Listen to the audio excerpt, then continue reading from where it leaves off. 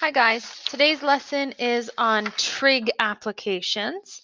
This lesson in class would be a lot more slides, and if you printed out the blank notes booklet, there's a lot of slides that we're not doing during COVID. We're just going to do these slides on word problems. So there's lots of stuff in real life that takes this wave shape that we see in sinusoidal functions. So things like anything that goes around a circle, a Ferris wheel being the best example, or tides, high and low temperatures, anything that follows that high to low pattern and repeats periodically is going to form a sinusoidal function. So the first thing to note, and this is really important, word problems are always done in radian mode.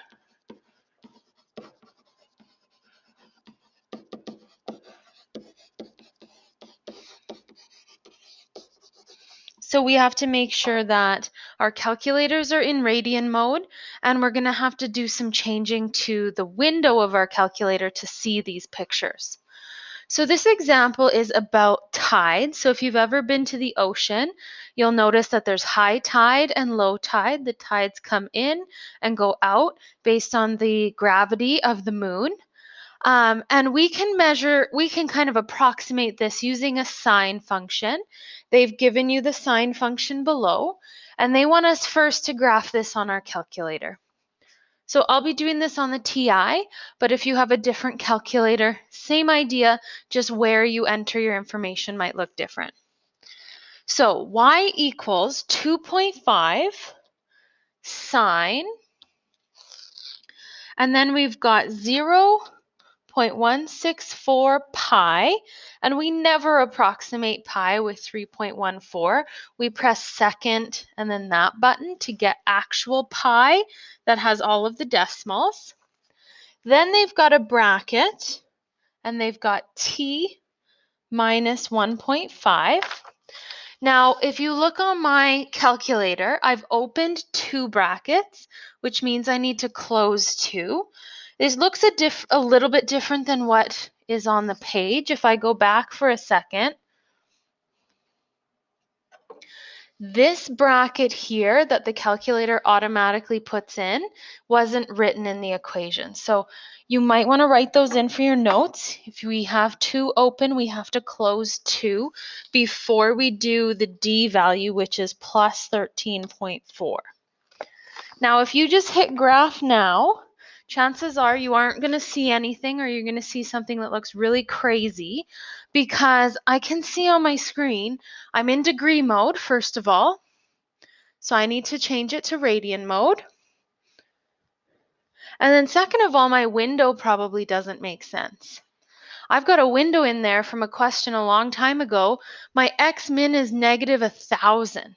So if I think about what my x-axis is measuring here, it's measuring time. I don't need to be looking at negative 1,000 minutes when I'm talking about the tide. So I might do like, I don't know, negative 10, just so I can see the y-axis. Not that I would ever be calculating negative time anyways.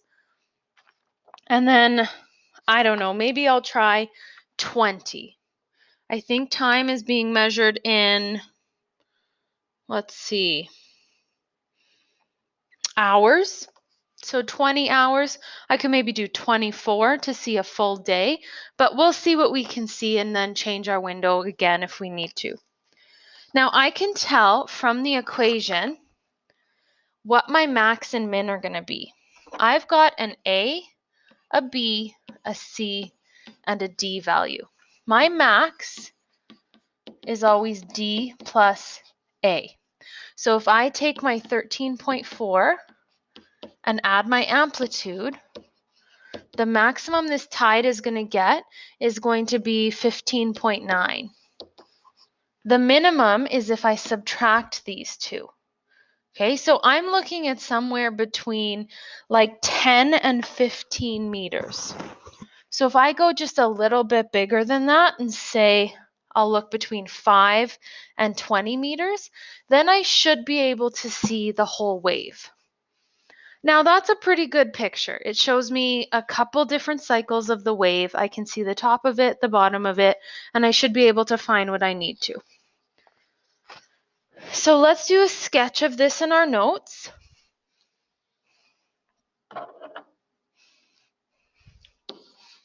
What I can see on my calculator is a y-axis, an x-axis,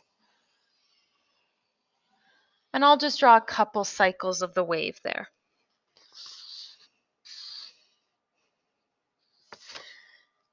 Now, part B says, what is the period of the tide? So we want to find one period. Probably the easiest way to do that is to find it using the equation instead of the picture on the graph. So if we were going to use the graph, we'd have to find maybe 2 points like that and subtract the x values. That's going to be a lot more time consuming than using the formula for period that we have. We looked at this formula in the last lesson, and you need to memorize this. I'm picking the one with 2 pi because word problems are always done in radians, and I actually do have a b value.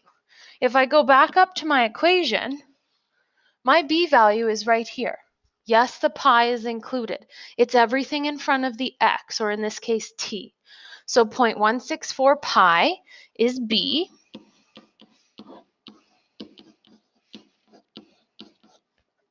If I divide those, the pi's cancel.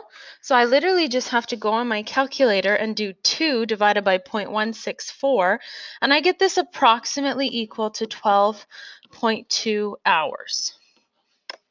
And that would make sense. It takes about half a day, just a little bit more than half a day, to go through a full high tide and low tide cycle. Part C. A cruise ship needs a depth of at least 12 meters of water to dock safely. For how many hours per tide cycle can the ship dock safely? So we're going to go back to our calculator for this. 12 meters, when I look at that, I need to ask myself if that's an x value or a y value. Well, if I look at my equation, my x is time, meters is certainly not a time, and my distance or depth of water is my y value. So this is telling me y equals 12. How do I put y equals 12 on the calculator?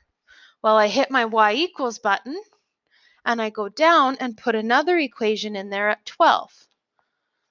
That's exactly where you've got enough water for this cruise ship to dock. So any of the blue graph that's above the red line is good time for the ship to dock. If the water goes below the red line, there's not enough water. It would hit the ground and the ship would, fall over. So we need to figure out what these times are where it can dock safely. So essentially, I want to find the intersection of those two lines. Second, trace, intersect, number 5. And I need to do this twice because I'm going to look for 2 different intersections. There's my first one. Enter, enter, enter. So 0.35, let's say, I'll round it. I'm doing the whole process again. And I'm going to go over to the second one.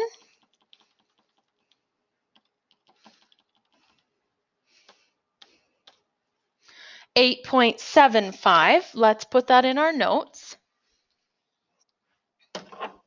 So we graphed this line in for part C. We just found this point here, 0.35, and this point here, 8.75. So at 0.35 hours, they can start docking. They can dock all the way up until 8.75 hours. What kind of calculation would we do with those two numbers to figure out how much time that is? If I told you that 2 o'clock you can start docking and 8 o'clock you have to stop, what would you do with those two numbers? These numbers aren't quite as nice, but all you would do is subtract them. That's what we're going to do. 8.75 minus 0.35, and we get 8.40 hours to dock.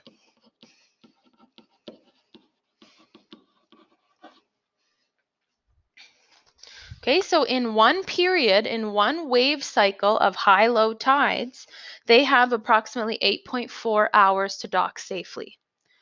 However, if this was multiple choice, your answer might be in 8 hours and so many minutes.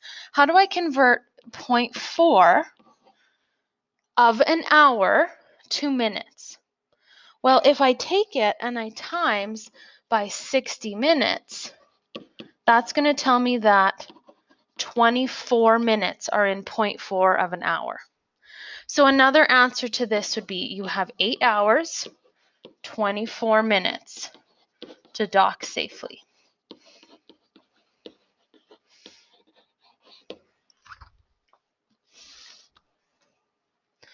Here's the classic Ferris wheel example that we see all the time. I always tell the story in class that I'm pretty sure I aced my diploma except for the Ferris wheel question. I just couldn't wrap my head around it.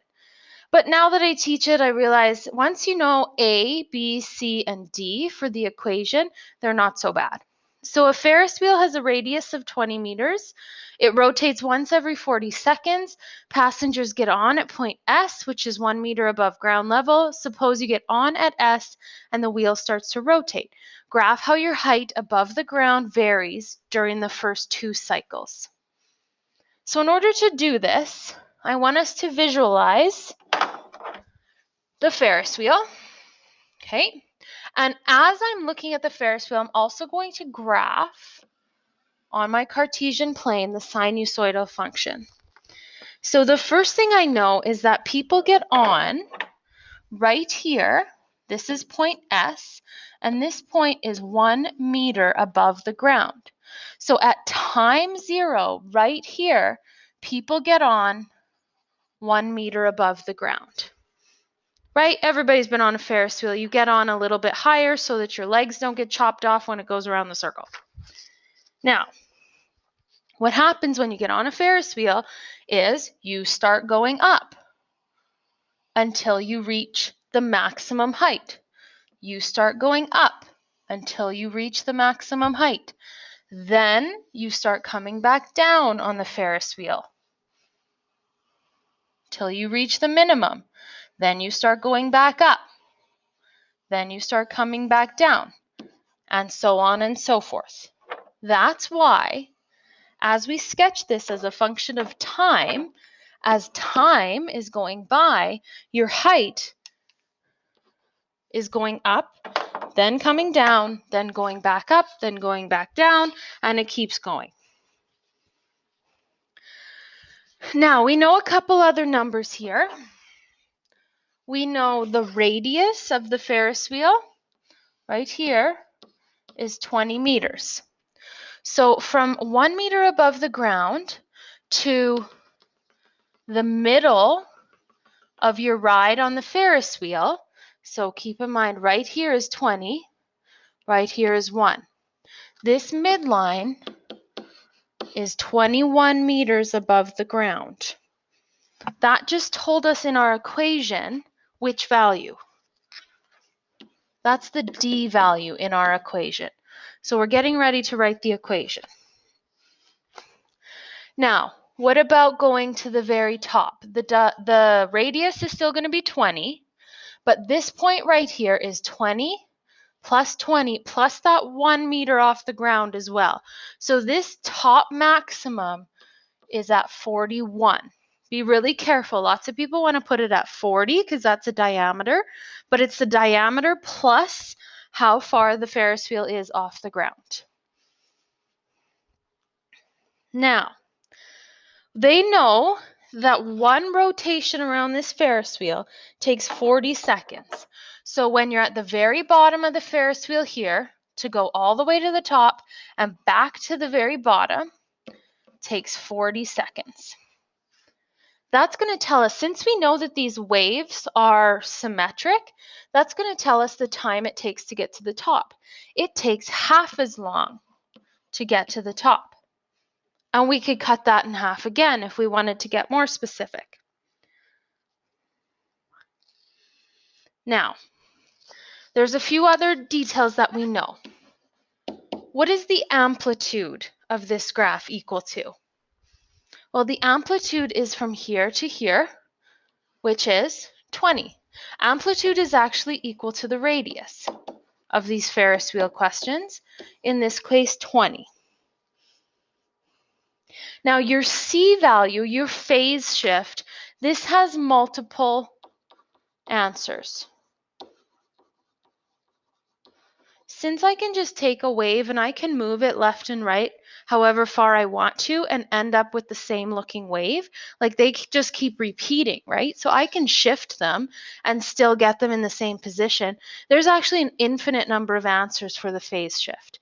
What we do is we try and find the shortest phase shift. We'll talk about that in a minute. Now, your B value is attached to this formula. How do I get B isolated? It's pretty simple. B and P can just switch places. What is the period? How long does it take to go around the Ferris wheel once? 40 seconds. So my B value, 2 divided by 40, is 1 over 20. My B value is pi by 20. All of that is part A, drawing it. Part B says write an equation that expresses your height as a function of time. So they want us to write height as a function of time, which is the same as saying y equals. We can do cosine or sine. It's up to us, and it really doesn't matter what we do. Let's do cosine. Now, I've got my B value. That goes next. Pi by 20. I've got my D value. I've got my amplitude. I just have to figure out what kind of phase shift I might need. So I need to go back to my mother function for cosine and decide where it starts. Cosine starts at a very, very top. And that's when the very, very top is over here on the x-axis. If you don't believe me, just graph your mother function, cos theta, in your calculator and see where it starts on the x-axis. It starts at a maximum. You should also have sketched a mother function for this from the last lesson that you can have in front of you to see. Now, I could do a phase shift here. So I could do pi by 20 and a phase shift of this looks to me like this has gone to the right 20 seconds. Like that.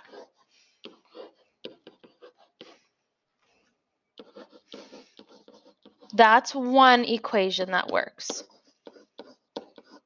The first one I wrote didn't have a phase shift though. So how could we change the red graph so that there's a maximum on the x-axis? We could actually do a reflection. I could put a negative in front of the 20 and I could do a vertical reflection, and that would make this point down here reflect up to this point here. Then it would be a maximum coming down. So see how there's lots of different answers here? We could also do the same thing with a sinusoidal graph, so a sine graph. So there's two other answers that you could get with sine instead of cosine.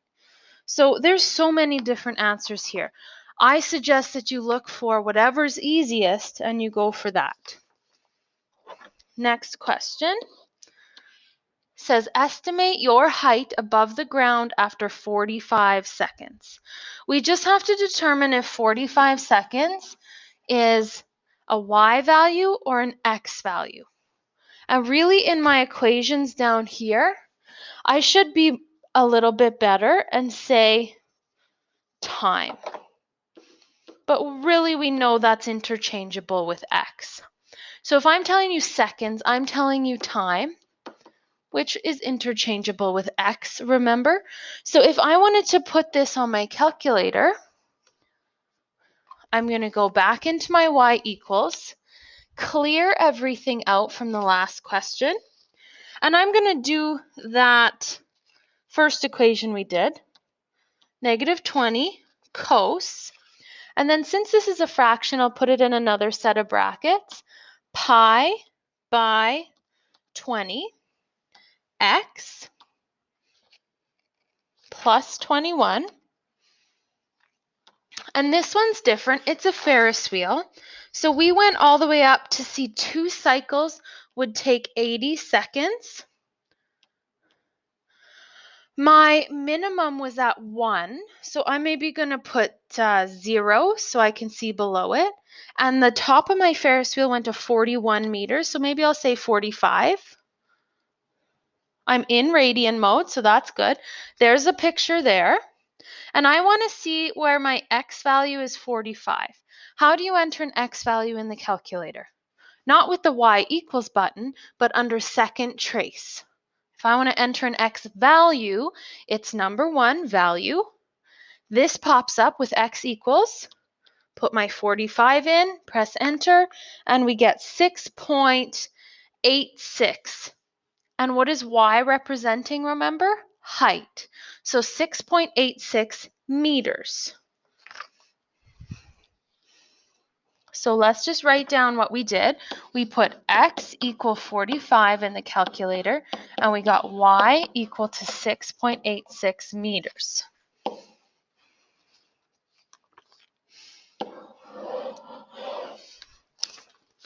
Last part. Estimate one of the times when your height is 35 meters above the ground. Now that they're telling me meters, they're telling me height. Height is a y value. This is just like the last tide question. Go to your calculator, put a y value of 35, and find your intersection points. So there's multiple answers. If you're on this Ferris wheel for 2 full cycles, you're going to be above or at 35 meters above ground 4 times. You just need to give me one of the intersections. So I'm just going to find the one that my cursor is closest to. Right there. Enter, enter, enter. At about 25 seconds, I'll be 35 meters above the ground.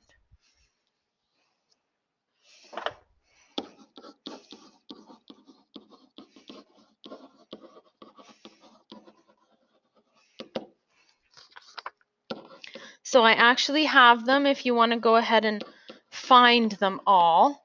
Make sure that you're doing it right.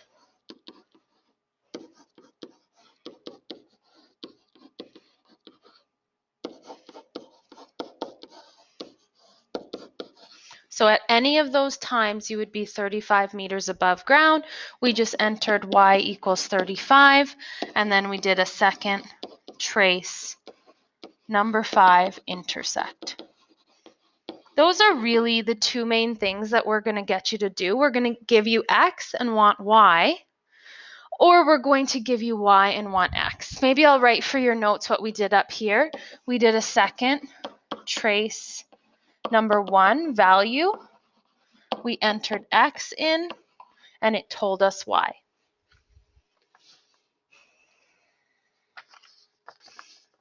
Okay, a Ferris wheel again. These questions come up a lot because they're the easiest thing for students to kind of visualize in their head. So a Ferris wheel of diameter 14 this time makes 2 cycles in 60 seconds. If you get on the Ferris wheel at the lowest point 1 meter above the ground, determine an equation, the height at 40 seconds, and first time you'll reach 15 meters on the Ferris wheel. This is one that's very similar to what we just did. You could pause the video and try it, especially if you're coming to me from 30-2 last semester. You probably already know how to do this. So give it a shot. If you make a mistake, that's not a problem. That's evidence that you're learning. And join me once you've tried. So here's my Ferris wheel.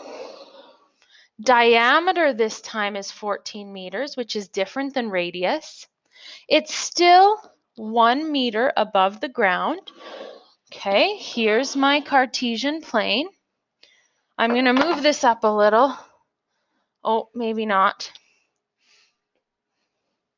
Let me just redraw this so it lines up a little bit better. Here's my x-axis, 1 meter above the ground. Whoops, I did that wrong again. Must be Friday. There.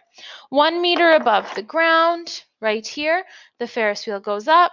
You come back down. You're on for 2 cycles. Boom. You can put an arrow there because technically it could keep going, but they're saying these 2 cycles take 60 seconds. So how long would 1 cycle take? Well, half that. How long would it take to get to the top from the bottom? Half that again. There we go. 1 meter over here. And then this is 14. So the top of this would be 14 plus 1, 15 meters. Now, how do we find the middle, the midline there? Okay. Well, there's a few ways you could do it. You could kind of just think what's between 15 and 1 and kind of count your way there. Or what you could do for a calculation is you can go 15 minus 1, which is 14, or pardon me, 15 plus 1 is what I mean, which is 16, and then divide by 2. That'll give you your midline at 8. Okay, that's also your D value, remember, in your equation. So the way that you could find that is figuring out the radius is 7, and then the midline is the 7 plus the 1 meter off the ground. So that's kind of how you could logically think it through if you don't want to remember the calculation there. What else can we do here to write an equation? We could find the period, because the period will help us to determine the B value for our equation. We know the period. The period is how long it takes for 1 cycle. So I'm going to rearrange my equation. So B is up and period is below. Then I'm going to put my period in as 30 seconds for 1 full circle. And I'm going to reduce 2 over 30 to 1 over 15. Just leave the pi there. Pi by 15 is my B value. So here's what I could write for an equation. I've got, let's say, cosine. I'm picking cosine because it's the easiest one to do without a phase shift. I just have to flip this minimum point up so that I've got a maximum on the x-axis, or I can move the maximum with a phase shift over. Both ways are pretty simple to get my cosine ratio. Now my B value I can put in there. I'm going to try and do this without a phase shift. I'm going to put my D value on the end. My amplitude, how far this line is my radius. And I want this bit to flip up, so I have a maximum going down. That's the starting point of a cosine function. Look up here. This cosine function here is at a maximum going down. That's what we want. So I want to move this point up by doing a reflection vertically. That's the easiest equation to get, but like I said, there's actually an infinite number that work. Probably the next best one would be just doing a phase shift of 15 seconds. So you'd have 7 cos pi by 15 x minus 15 plus 8. That one's also equally easy. Part B. Am I telling you x or y? Whatever one I'm telling you, you find the other. 40 seconds, well, seconds are on my x-axis. This is an x value.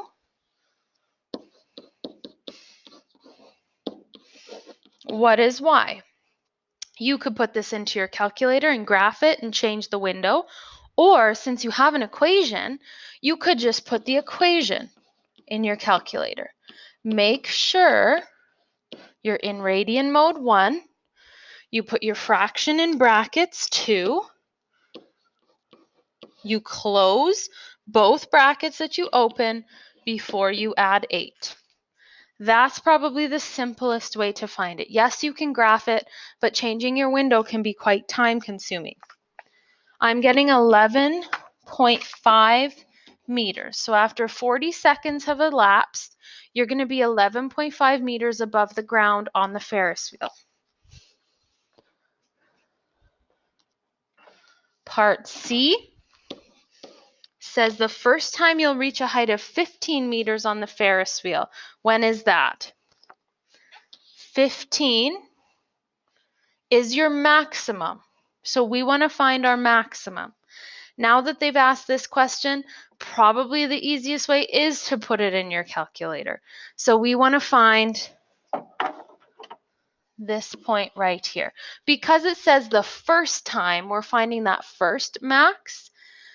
If it said the second time, you would find this one, and so on. Now, it's actually a really nice number, so maybe we don't have to put it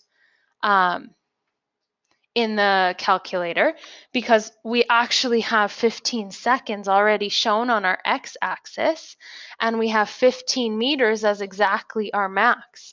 So this is actually not a hard number to discover. We've got it since our sketch is so accurate, we don't have to put it in our calculator. You can verify in your calculator if you want to. It'll tell you if your equation's right or not, but 15 meters is going to happen after 15 seconds have elapsed. One more different type of question about daily temperatures. So according to stats from Environment Canada, the lowest daily normal temperature is minus 14 Celsius on January 26th, and the greatest in Edmonton is 23 on July 26th. So this is just taken over 1 year. We want to write a sine and cosine function to approximate the temperature in Edmonton. Then we want to use that equation to predict the temperature on November 10th and figure out the first day of the year where we have a temp of 0. Okay, so we have to start with a picture. Even though we're trying to write an equation, let's draw a picture so we kind of know what's going on. Here's my x-axis, here's my y-axis. I'm showing more of the negative because with the Ferris wheels, we don't go below the x-axis, right? Our legs would fall off if we hit the ground. In temperatures, we go into the negative, so I need to see more of that. It's saying that my absolute lowest in Edmonton this year, this must have been a really warm year, was minus 14, and my absolute highest was 23. So my entire wave goes between those two values. Those are your max and your min. Now, when do we know something? We know on January 26th, which let's say is there, that can be 26 days. So 0 would be like January 1st. At 26 days, we have a temperature of negative 14. So we do, in fact, hit our lowest temperature on that day, which means it was higher than that before. Okay. Then our temperature, if that's our lowest, is going to come back up. Eventually, it's going to hit its highest and keep cycling through. Okay. When this highest temperature happens is on day 208. Okay, from this picture, let's see what we can figure out. Let's figure out the midline, first of all. So that's the line that kind of cuts this down the middle. It's the D value in the equation. From the last one, what we did to find it is we take the max, we add the min, and divide by 2. So if I do that calculation, my midline is at about 4.5. Now, my amplitude. I need to go from 4.5 up to the max and figure out how far that is. Or 4.5 down to the min. I prefer to go to the max because I don't have to deal with negatives. So if I'm at 23 and I go down to 4.5, if I subtract them, I'll get my amplitude of 18.5. Now, how far is one period or one cycle? Well, this can be a little bit tricky to find out because we have limited information. We do know from this min to this max, it's 208 minus 26 days. So I'm getting 182 days. But is that one full period from min to max? No, one full period is from min to min. All I have to do there, since I know that this is a sinusoidal function, is double it, times it by 2. Okay, so one full period is 364. That should make sense. It's 1 year. Now, I can find from this my b value. Remember, we're always working in radians. I've rearranged the equation because we've done it multiple times. Put my value for period in that equation, and then simplify, and I get pi over 182 as my b value. So we've got everything we need to start writing these equations. Here we go with the first one. We need 1 to be sine. We've got our b value. Leave a little bit of space, just in case we have to put a c value in there. Put your midline. Put your amplitude out in front. And do the same thing for cosine.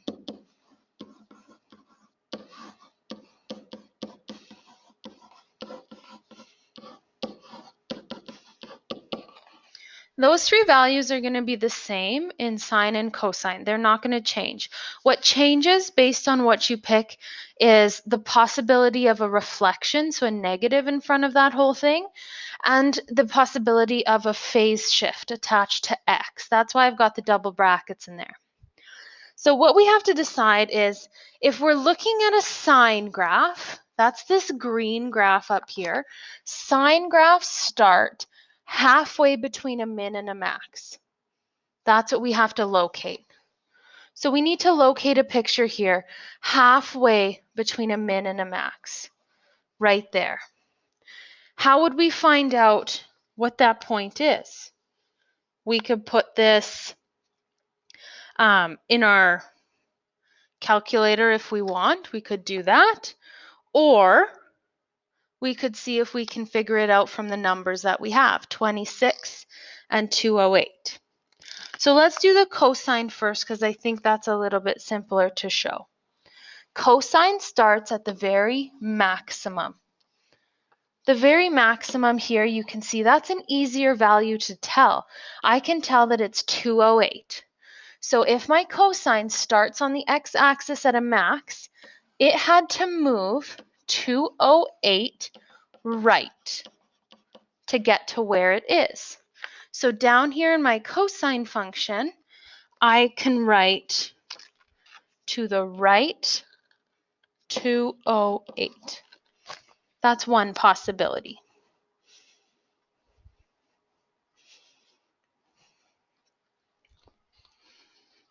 All right. For the sine, it might be a little bit more tricky to calculate here. We've got 26 at our minimum. We've got 208 at our maximum. So halfway between those 2 points is going to be halfway between 182. So if I take 182 and I divide by 2 to get it halfway, that's going to be 91. So this distance here is 91. But that's not how far the sine graph would have moved, because remember, it would have started on the x-axis. So we also have to add this portion here, which is 26. Okay, that one's quite tricky. Usually if you're trying to find that, there is an easier equation. Try like the cosine if you're trying to do the sine. This I get 117. And so the sine version can be right 117. There's also other combinations where you put negatives in front. So if you have another one and you want me to check whether it works, by all means, send me an email. Part B. These are linked questions where now you have to use your equation to find something. So it's very important in math that in a linked question, you show all of your work. Because even if you write the wrong equation, if you use it properly in the next step, when we're marking diplomas, we would give you full marks for that next step. Okay, we're not going to ding you twice because you couldn't get the equation in the first part. So I'm going to use one of my equations here to find a y value, because they're telling me up here day 324. The days, the time, that's the x. So I'm just going to put into my previous equation, it doesn't matter which one, and I'm putting this exactly how I would put it in my calculator. So everywhere that I have a bracket, you would put the double brackets or whatever too. You can also graph it, but you have to change your window and be really good at that before you even have a chance of getting an answer. If I put an x value of 324 in, I'm getting a y value of -3. And since this is a word problem, it has units. You must always include units on your word problems. What about part C? That one, they gave us an x, wanted a y. I'm guessing that part C, they're giving us a y and wanting an x. What's the first day of the year where the max is 0? Let's take a look at this picture. Temperature 0. What kind of point is that on this picture? Well, there's my 0 line. It's an x-intercept. Okay? These questions, they're asking you in a word problem for something very simple. If I had said find the x-intercept, I think most people could do it.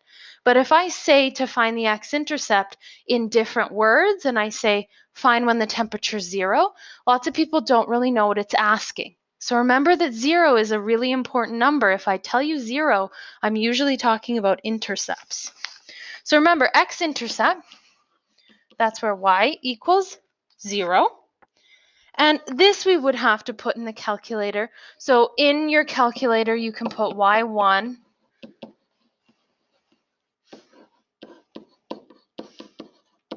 for the sake of time. I won't pop this in, but by all means, make sure that you try this. For y2, well, we could put 0 in there if we wanted to, or we could just know our calculator steps are second, trace, number 2 says 0, and then you go through your calculator left bound, right bound to calculate the x-intercept. You'll get an x-intercept at day 103,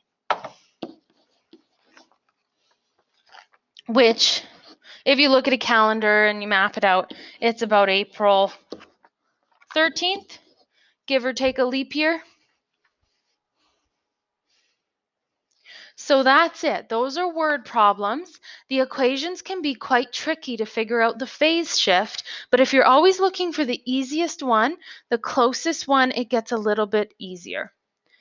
The work for this section is the assignment on 4.6 and 4.7.